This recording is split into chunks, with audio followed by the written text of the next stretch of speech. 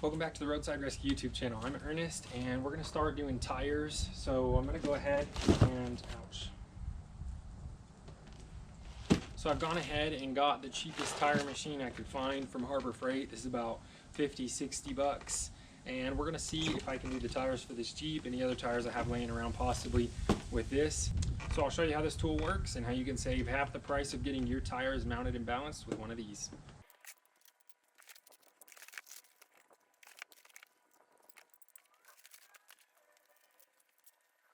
Alright, so now all I have to do is drill 4 holes to mount this thing in the concrete.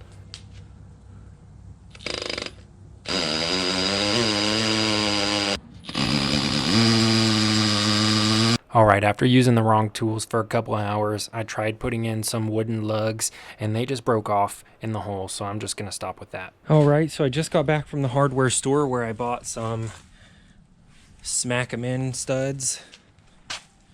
And I got this concrete drill bit for concrete with rebar, and this took all of like 2 minutes. So I definitely should have done this in the first place. Just got the $10 drill bit. But the bad news is when I was fooling around the other day with these, just the wrong kind of lugs, and I was just trying to make whatever I had work, I actually broke one of them off in this hole, so that's probably a little bit harder to deal with. But since this is a drill bit that works with rebar, I'm going to try and just put it on that and see. If not, I'm going to have to drill a different hole a little further back on just that particular leg, but I don't want to be too close to this edge and weaken it structurally, so hopefully this will just work.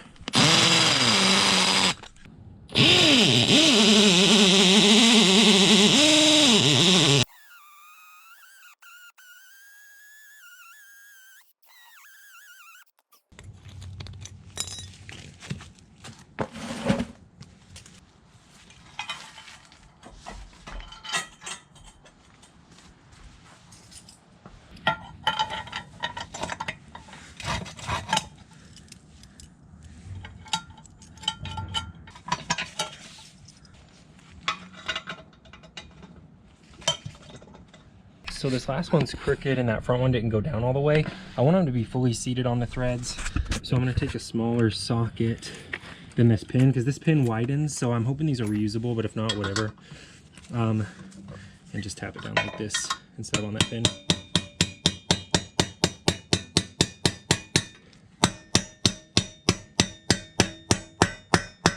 Okay, bottomed out. Bottomed out. All right, now all I have to do is hit these pins in.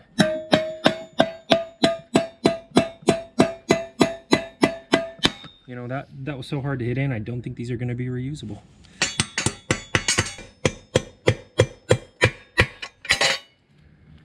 This is fun. I love these things. These anchors, technically. And that's why I use a brass hammer. You see, when I miss, pieces of brass go flying instead of bending the chunks of the actual material there.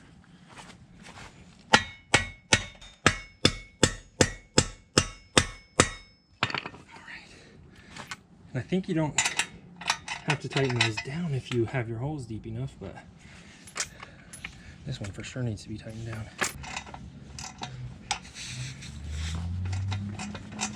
Cool. That's super tight.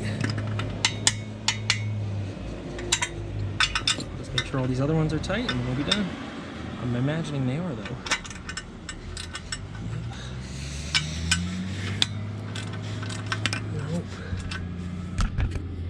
Nope. Yeah. Alright, yeah, those are tightened down when you smack them. Those are cool. First time I've ever used them.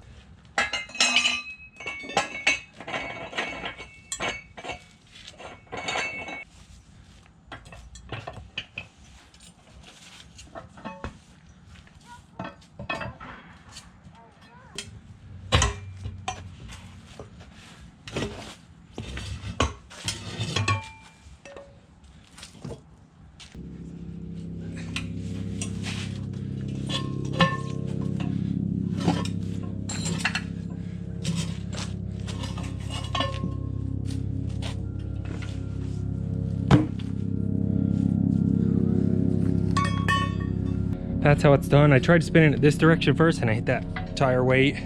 So I just spun it in the other direction to get that second one off. Worked pretty good. I'll practice, since these are my tires, on how to do it without touching it, but I don't know if you can do that with the manual kind. All right, I'll pop these other ones off real quick and be done.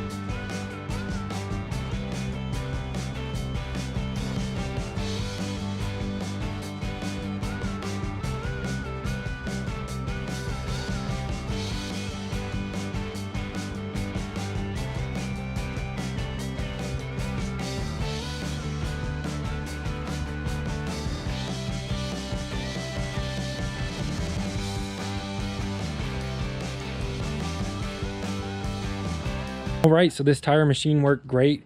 It costs about 50 bucks, and every time I've gone to get tires mounted and balanced, they've charged me like 20 bucks a piece, so that's already cheaper. I'm gonna be balancing these tires in probably one of the next videos, so I'll show you how that's done. But that's probably about another $50 tool. I've got these rims right now on the Jeep just sitting here, so they're out of the way. And then I've got these tires back here ready to recycle, but I've got some other tires that I'm ordering and they'll be here in about a week for this car. So these are probably just gonna chill out in the back of my truck for about a week until we get new tires on this ride right here. Totally something that I'd recommend doing yourself, especially if you're gonna do it more than once. You're gonna be saving money. That's a job well done. Thanks for watching. I'll see you on the next episode.